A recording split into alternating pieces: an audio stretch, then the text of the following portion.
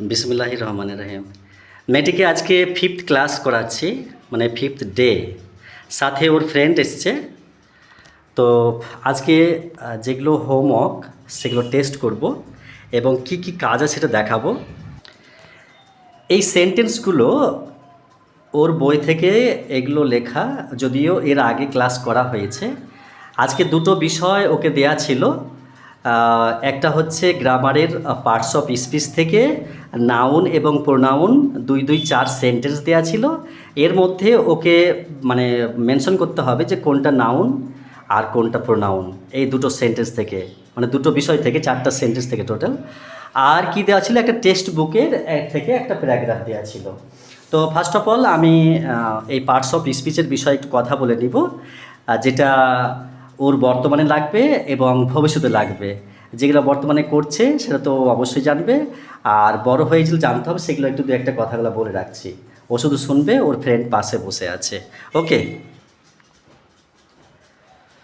আমি কি বললাম যে দুটো কাজের মধ্যে প্রথমে তোমার গ্রামারের পার্টস অফ স্পিচ, আর তারপরে এটার পরে তোমার গ্রামারের যে একটা টেক্সট বুকের যে একটা প্যারাগ্রাফ দেওয়া আছে সেটার বিষয়ে কথা বলবো। ওকে, দেখো এটা কিন্তু আমি লাস্ট ক্লাস তোমাকে একবার পড়িয়েছি। দুটো বিষয় তোমাকে হোমওয়ার্ক দেওয়া ছিল, সেগুলো আমি জিজ্ঞেস করব। কি বলেছিলাম সেটা একবার বলে নিই। যে আমরা যে ভাষায় কথা বলছি সেটা কোন ভাষা? বাংলা ভাষায় কথা বলছি। যেটা আমরা শিখছি সেটা কোন ভাষা? তাহলে ইংরেজি আমরা শিখছি কিন্তু, হ্যাঁ। তো এখন ইংরেজি ভাষায় যতগুলো ওয়ার্ড আছে, ওয়ার্ড মানে যেমন এটা রিনা, ইজ, এ, গুড, গার্ল, এগুলো সবই কিন্তু এক একটা ওয়ার্ড, কিন্তু সবগুলো আবার মিলে একটা কিন্তু সেন্টেন্স। ওকে, আবার সেন্টেন্স যদি বলা হয় তাহলে কিন্তু এগুলো পার্টস অফ স্পিচও বলা হয়, একটা মানে কথা বলার একটা অংশ বলা হয়। ওকে, তো যতগুলো ইংরেজি ভাষায় ওয়ার্ড আছে সেগুলোকে কিন্তু 8 ভাগে ভাগ করা হয়। দেখা গেছে কি যে যারা খুব জ্ঞানী গুণী শিক্ষিত, যারা ভাষাতত্ত্ববিদ, তাদের মত বলছে কি যে 10 লক্ষ বেশি ওয়ার্ড আছে। 100, 1000, 1 লক্ষ, কিন্তু বলছে যে 10 লক্ষ ওয়ার্ড আছে। এটা একটা আলাদা আইডিয়া, অনুমান। কিন্তু আবার যে অক্সফোর্ড ডিকশনারি আছে, তোমরা এগুলো বুঝবে না, বুঝবে বড় হয়ে। তো যে অক্সফোর্ড ডিকশনারি আছে, সেই অক্সফোর্ড ডিকশনারিতে 6 লক্ষ ওয়ার্ড এনলিস্ট করা আছে, মানে 6 লক্ষ ওয়ার্ড লেখা আছে, লিপিবদ্ধ করা আছে। এবং দেখা যাচ্ছে কি যে প্রায় 1,49,000 ওয়ার্ড আমাদের দেশের মানে যারা কথা বলে ইংরেজি ভাষায় তারা অতগুলো ওয়ার্ড ব্যবহার করে। এমনকি প্রায় কাছাকাছি 50,000 ওয়ার্ড অপ্রচলিত আছে।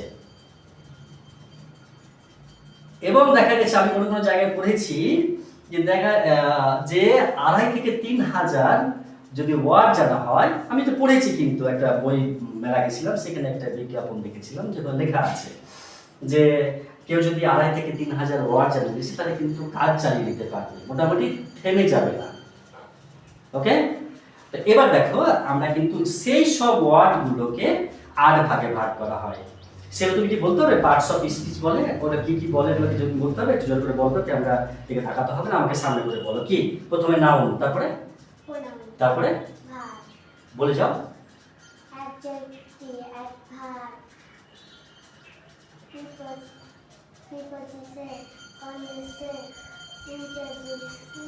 ওকে, ফ্যান্টাস্টিক বলেছো।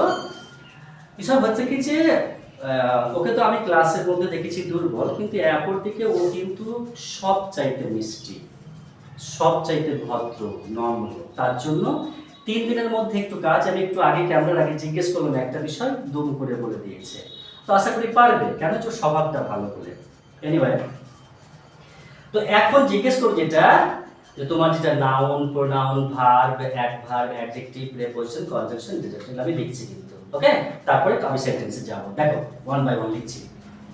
প্রথমে দেখো এখানে বলে ইংরেজি ভাষার যে ওয়ার্ডগুলোকে যে ক্লাসিফিকেশন করা হয়, ভাগ করা হয়, সেগুলো তোমার কিন্তু পার্টস অফ স্পিচ বলে। লিখছি, দেখো লিখছি এখানে পার্টস, তাহলে P A R T S, parts of speech.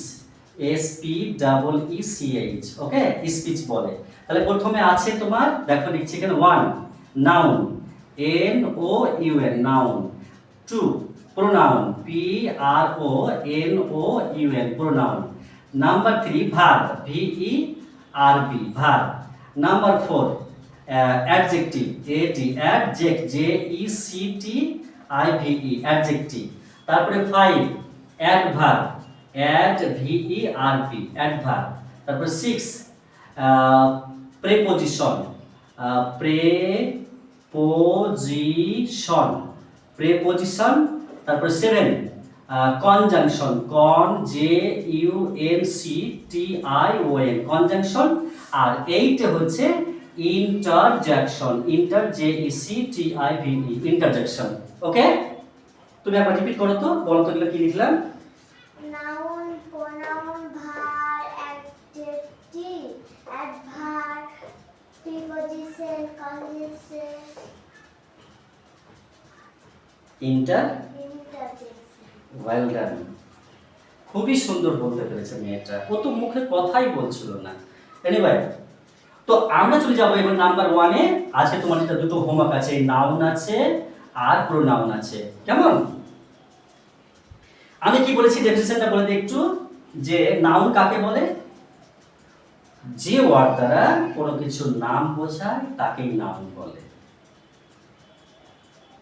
Noun is the naming word, মানে বলছে যে নাম মাত্রই নাউন, যত কিছু পৃথিবীতে আছে যারই নাম আছে সেটাই নাউন। ওকে, মনে থাকবে তো? আচ্ছা, এবার দেখো নাম্বার 2 আছে প্রোনাউন। এর ডেফিনিশন কি? নাউনের পরিবর্তে যে ওয়ার্ড বসে তাকেই প্রোনাউন বলে। ওকে, তারপরে দেখো 3 তে আছে ভার্ব, সংক্ষেপে কাজ করাকে বোঝায়, কিছু হওয়াকে বোঝায়, তাকেই ভার্ব বলে।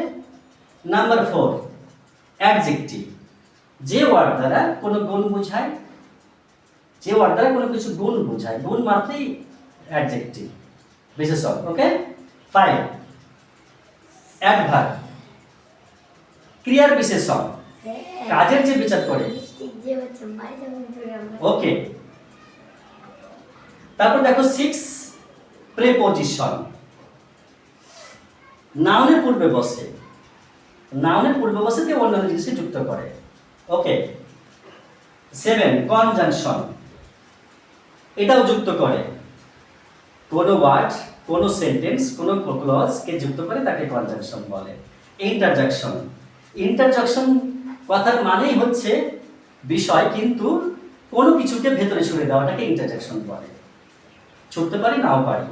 ওকে, ইট ইজ রেনিং। ওকে, বৃষ্টি কিন্তু চলছে, তো ডিস্টার্ব হয়নি, শুধু দেখো তো। আসি তাহলে আমাদের মূল বিষয়ে। তুমি দেখতে পাচ্ছ তো? জোরে করে বলো হ্যাঁ কি না বলো। ওকে, তো এখানে আমি প্রথমে নাম্বার 1 এ আসবো যে নাউন কাকে বলে। দেখো তাহলে লেখা আছে এখানে কি, তুমি সেন্টেন্স পড়ো, প্রথমে একটা বলতে পারবে? বলো তো কি লেখা আছে, জোরে করে। তাহলে Rina is a good girl, Rina is a good girl, তাই তো? তাহলে এর মানে কি হবে, অনুবাদ কি হবে, ট্রান্সলেশন কি হবে? এটার বাংলা মানে কি হবে? রিনা একটি ভালো মেয়ে। ওকে, রিনা একটি ভালো মেয়ে। তাহলে এখানে বলো যে এই সেন্টেন্সের ট্রান্সলেশন হলো রিনা একটি ভালো মেয়ে। তাহলে রিনা একটা মেয়ের নাম। সাপোজ আমি কি বলেছিলাম যে তোমার নাম আরিফা, তাহলে এখানে রিনার বদলে আমি আরিফা লিখে দিই, আরিফা, তাহলে এখানে Arifa is a good girl. একই কথা যেটা আমি বিগত দিনে বলেছি আবার বলছি, তা তুমি একটি ভালো মেয়ে, আর তুমি তো অরিজিনালি ভালো মেয়ে, কোনো নো ডাউট। ওকে, তো এখানে বলো এখানে কিন্তু কটা নাউন আছে, কোনটা?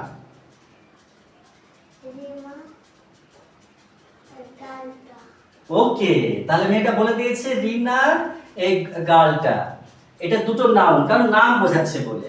ওকে, নাম মাত্রই নাউন। পরের সেন্টেন্সটা তুমি পড়ে শোনাবে না আমি বলবো, তুমি পারলে পরে বলো।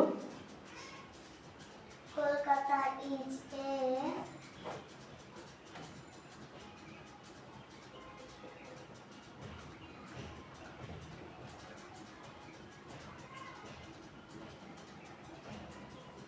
ক্যামেরা চলছে,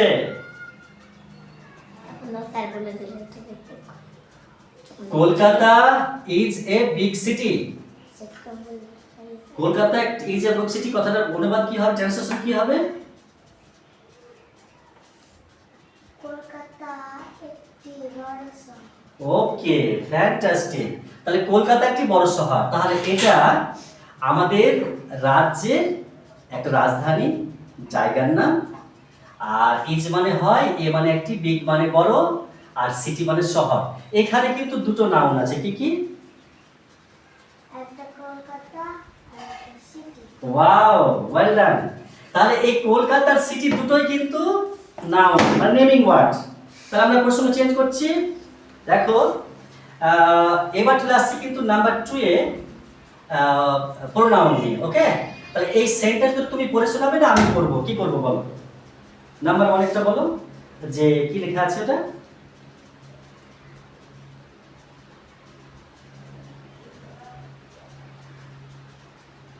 আমি কিন্তু আজকে কিন্তু আবার নতুন করে বলে দিচ্ছি, কিন্তু আজকে তোমাকে শুনতে হবে, আবার কিন্তু আগামী ক্লাসে ইন্টারভিউ হবে। ওকে, হোমওয়ার্ক টেস্ট হবে কিন্তু, বি ওয়্যার। এখানে দেখো পড়ছি, I read a book. I মানে আমি, রিড মানে পড়া, এ মানে একটি, বুক মানে বই। আমি একটি বই পড়ি। তাহলে এখানে প্রোনাউন বলেছে, এখানে একটাই প্রোনাউন আছে, এটা। ওকে, আচ্ছা, ইউ আর মাই সিস্টার। তুমি আমার বোন। ওকে, তাহলে ইউ মানে তুমি, মাই মানে আমার, এখানে দুটো প্রোনাউন আছে। ঠিক আছে, নাউনের পরিবর্তে বসছে বলে এই মাই, মাই মানে আমার, তাহলে মাইটা আমার বলতে কি, আমি তো প্রথমে নাউন তারপরে তো মাই। তো নাউনের পরিবর্তে পরে এটা সহজে বোঝা যাবে না, এটা পড়তে পড়তে অভ্যাস হয়, তখন বোঝা যাবে যে ইউ মানে তুমি। তো তুমি তো নাউন, তারপরে তো ইউটা পরে এসছে, তা তোমাকে নির্দেশ করছে মানে নাউনের পরিবর্তে ইউটা বসেছে। ঠিক আছে, এটা পরে বোঝাবো কটা সেন্টেন্স দিয়ে। তাহলে ইউ আর মাই সিস্টার, তুমি আমার বোন। তাহলে এখানে কিন্তু দুটো তোমার ইয়ে আছে, প্রোনাউন আছে। তো ডেফিনেশন হচ্ছে নাউনের পরিবর্তে যে ওয়ার্ড বসে তাকে প্রোনাউন বলে। ওকে, এরপর কি আছে দেখো তো, 3 নম্বরে কি কি কি করব বলো? কি আছে 3 নম্বরে? এখানে কি লেখা আছে? এটা এটা ভার। ভার্ব লেখা আছে। ভার্ব মানে কাজ করাকে বোঝায়। ওকে, তাহলে পড়ছি সেন্টেন্স গুলো, যে birds fly. Birds fly, birds মানে কি? বার্ডস মানে, you have to speak a little louder, একটু জোরে কথা বলতে হবে, ক্যামেরাম্যান আছে, মাকে তো শোনাতে হবে যেখানে কি পারছো, কি পারছি না, কি পারাচ্ছি না, কি পারা কেউ করছে কিনা, সেটা তো শোনাতে হবে, তারই প্রমাণ ওটা কিন্তু। ওকে, তাহলে বার্ডস ফ্লাই মানে পাখিগুলো উড়ে। এখানে ভার্ব বলা হয়েছে, তাহলে এই ফ্লাইটা কিন্তু ভার্ব। ওকে, কোনো কাজ করা, হওয়া, থাকা, বলা, করা, চলা, অনেক রকম। ভার্ব কিন্তু মেইনলি 2 প্রকারের হয়। ঠিক আছে, পরে কথা বলবো এগুলো, ট্রানজিটিভ, ইনট্রানজিটিভ, প্রাইমারি, অক্সিলারি বা মেন অক্সিলারি ভার্ব আর প্রিন্সিপাল ভার্ব, দুটো বিষয় আছে কিন্তু, তার মধ্যে অনেকগুলো ভাগ আছে। ওকে, তাহলে উই ইট রাইস। উই মানে আমরা, ইট মানে খাওয়া, আর রাইস মানে ভাত বা চাল, কিন্তু এখানে ভাত বলতে হবে। তাহলে এখানে দেখো, ইট মানে খাওয়া, এটাই ভার্ব কিন্তু। চলে আসছি 4 এ, অ্যাডজেক্টিভ। অ্যাডজেক্টিভের ডেফিনিশন কি, কাকে বলে? যে ওয়ার্ড দ্বারা কোন রূপ, গুণ, দোষ, সংখ্যা, পরিমাণ ইত্যাদি বোঝায় তাকে অ্যাডজেক্টিভ বলে। কেমন দেখো, যে this is a big house, মানে এটি হয় একটি বড় ঘর। ওকে, দিস মানে এটি, ইজ মানে হয়, এ মানে একটি, বিগ মানে বড়, হাউস মানে বাড়ি। তো তাহলে দেখো যে এই বাড়িটি কত বড়। Suppose this is a small house, এখানে বিগ এর জায়গায় ছোট করে দিলাম, তাহলে স্মল লিখে দিলাম, SMALL। তাহলে বাড়িটি ছোট আমি বললাম, তাহলে এটি একটি ছোট বাড়ি, এটি একটি বড় বাড়ি। তাহলে কিন্তু এই জন্য এই জিনিসটা বলে দিচ্ছে বলে এটাকে অ্যাডজেক্টিভ বলছে, মানে রূপ বা গুণ এটা কিন্তু বলছে বলে কিন্তু এটা অ্যাডজেক্টিভ। ডেফিনিশন স্ট্রাকচার মনে রাখতে হবে, যে যে ওয়ার্ড দ্বারা রূপ, গুণ, দোষ, সংখ্যা, পরিমাণ ইত্যাদি বোঝায় তাকে অ্যাডজেক্টিভ বলে। ওকে, এবার দেখো পরের সেন্টেন্সটা, যে she has a red dress. She has মানে তাহার আছে, সাপোজ যদি বলি আমি যে আই হ্যাভ মানে আমার আছে, ইউ হ্যাভ মানে তোমার আছে, কিন্তু যদি বলি থার্ড পারসন সি হ্যাজ মানে তাহার আছে, এ মানে একটি, রেড মানে লাল, ড্রেস মানে পোশাক, তা তাহার একটি লাল পোশাক আছে। যদিও এটা রেড মানে লাল নাউন বোঝাচ্ছে, কিন্তু এখানে অ্যাডজেক্টিভ। ওকে, তাহলে এটা কিন্তু রূপ গুণ দোষ সংখ্যা পরিমাণের মধ্যে একটা আসছে কিন্তু। তাহলে রূপ একটা, লাল একটা, তাই কি না? আচ্ছা, অ্যাডভার্ব এবার কি বলেছে? ভার্ব অ্যাডজেক্টিভ বা অন্য কোনো অ্যাডভার্ব এটি বিশেষণ করে, তাকে অ্যাডভার্ব বলে, ক্রিয়ার বিশেষণটাকে বাংলায় বলে।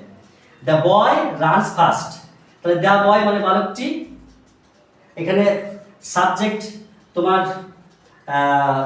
এই দ্য বয়, এই সাবজেক্ট থার্ড পারসন বলে এখানে রানস বসেছে, দেখো ভার্বের সাথে এস বসেছে, আর ফাস্ট মানে দ্রুত, তাড়াতাড়ি দৌড়ায়, বাচ্চাটা বালকটি দ্রুত দৌড়াচ্ছে। যদি বলি যে বাচ্চাটি অন্যরকম ভাবে, তাহলে অন্য কিছু একটা অ্যাডভার্ব বসতো। সাপোজ যেমন এখানে পরের সেন্টেন্সটা বলছে সি স্পিক্স স্লোলি, তো আমি তো এই স্লোলিটা এখানে বসিয়ে দিতাম রানসে, যে দ্য বয় রানস স্লোলি, তাহলে এখানে কি বসিয়ে দিতাম স্লোলি, তাহলে তাও বসতো যে ছেলেটা তাড়াতাড়ি দৌড়াচ্ছে, ছেলেটা না তাড়াতাড়ি দৌড়িয়ে আস্তে আস্তে দৌড়াচ্ছে, তাহলে স্লোলি মানে ছেলেটা দৌড়াচ্ছে। তাহলে এটাকে কিন্তু ভার্বটা কিভাবে হচ্ছে এই ওয়ার্ড দুটো বলে দিচ্ছে, কিন্তু তুমি এগুলো পরে বুঝবে, কিন্তু মনোযোগ এখনই বুঝতে চেষ্টা করো, মনোযোগ রাখতে চেষ্টা করো, নাহলে এইভাবে না করলে তুমি আগামীতে বুঝতে পারবে না। ওকে, সবসময় যদি ভেবে যে চাপে বেশি এখন বুঝবে না পরে বুঝবে, তাহলে সবটা পরেই হবে কিন্তু, কারণ ইতিমধ্যেই বাকি রেখে দিয়েছো অনেক কিছু, তাহলে বাকি রাখার পরের কিছু আর সুযোগ নেই, বাই দ্য টাইম কোয়েশ্চেন করতেই হবে। ওকে, আচ্ছা চলে এসো প্রেপজিশনে। এই প্রেপজিশন এখানে যদি আমার বলার নেই, অতটা আমার দরকার নেই, তুমি ছোট আছো তবুও বলে দিই, এখানে দুটো কিন্তু ওয়ার্ড আছে, একটা হচ্ছে প্রে আর একটা হচ্ছে পজিশন। একে বাংলায় বলে প্রধান বই অব্যয়, কিন্তু তোমার প্রে কথার অর্থ হচ্ছে স্টে, সরি পূর্বে, এটা পূর্বে। আর পজিশন কথার অর্থ হচ্ছে স্টে মানে থাকা, তাহলে পূর্বে থাকে, কি থাকে পূর্বে দেখো এবার। The book is on the table, তাহলে বলছে বইটি টেবিলের ওপরে, তাহলে প্রিপোজিশন কাকে বলে? এর ডেফিনিশন কি হচ্ছে? যে ওয়ার্ড নাউন বা প্রোনাউনের পূর্বে বসে সেন্টেন্সের অন্য কোনো নাউন বা প্রোনাউনের সম্বন্ধ করিয়ে দেয়। আমি কথাটা আরেকবার রিপিট করি, যে ওয়ার্ড নাউন বা প্রোনাউনের পূর্বে বসে সেন্টেন্সের অন্য কোনো নাউন বা প্রোনাউনের সম্বন্ধ করিয়ে দেয়। একটু বোঝার চেষ্টা করো, বলছে কি the book is on the table, তাহলে এখানে বুকটাও নাউন আর টেবিলটাও নাউন, কিন্তু দেখো কি বলেছি যে নাউনের পূর্বে বসে, কিন্তু মানে নাউনের আগে বসে, আর পুরো মিলেটা কিন্তু একটা সেন্টেন্স, এটা একটা পুরো সেন্টেন্স, কিন্তু এখানে দুটো নাউন আছে, এই নাউনের আগে বসেছে দিয়ে তোমার আবার সেন্টেন্সের অন্য কোনো নাউনের সম্বন্ধ করে দিচ্ছে। তাহলে এই বুকটা কোথায়? এই টেবিলের উপরে, তাহলে এটা না দাও তাহলে বোঝা যাবে না, তার জন্য অন মানে উপরে। এটা কিন্তু পরে তুমি বুঝবে, মনে রাখো যে আমি কি বলছি, এই কথাটাকে মনে রাখো এবং পড়ার মধ্যে ব্যবহার করো, অবশ্যই শেখা হবে, বুঝে যাবে। পরেরটা সেন্টেন্স দেখো, the cat is under the chair, the cat is under the chair, তাহলে বিড়ালটি আন্ডার মানে নিচে আর চেয়ার মানে কে? তারা মানে তুমি যে চেয়ারে বসে আছো, তাহলে বিড়ালটি চেয়ারের নিচে, তাহলে এই আন্ডারটাও কিন্তু তোমার প্রেপজিশন। ওকে, এই আন্ডারটা। চলে এসো কনজাংশন, যাকে বলা হয় সংযোজন করা, যুক্ত করা। কি বলেছি? যে ওয়ার্ড কোন সেন্টেন্স কোন ক্লজ কে যুক্ত করে, তাহলে কি বলেছে? আই লাইক রাইস অ্যান্ড ডাল, বলছে আমি ভাত ডাল পছন্দ করি। অ্যাকচুয়ালি ডালটা যদি এখানে ইংরেজি লিখেছি, তো ডাল মানে তো যেটাকে পালস বলা হয়, লেন্টেন্স বলে না, লেন্টেন্স যে লাগে মসুর ডাল বা পালস মানে তো নারী ভুড়ি হয়ে যায়, কিন্তু পালস মানে ডালও হয়।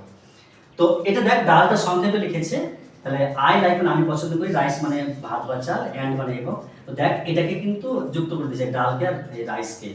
আবার দেখ he is poor but honest, he is poor, he মানে সে, ইজ মানে হয়, পোর মানে গরিব, কিন্তু বাট মানে কিন্তু অনেস্ট। সে বলছে লোকটা গরিব কিন্তু সৎ, সে গরিব কিন্তু সৎ। ঠিক আছে, তো এই এই বাটটা কিন্তু এই দুটো জিনিসকে যুক্ত করেছে। ইন্টারজেকশন, এখানে একটা বিষয় আছে, যদিও একটা বইয়ের ভাষায় আলাদা। ইন্টারজেকশন মানে যদি আলাদা বিষয় কি আবেগসূচক সবগুলো বলা থাকে, লেখা আছে বাংলা দেখবি।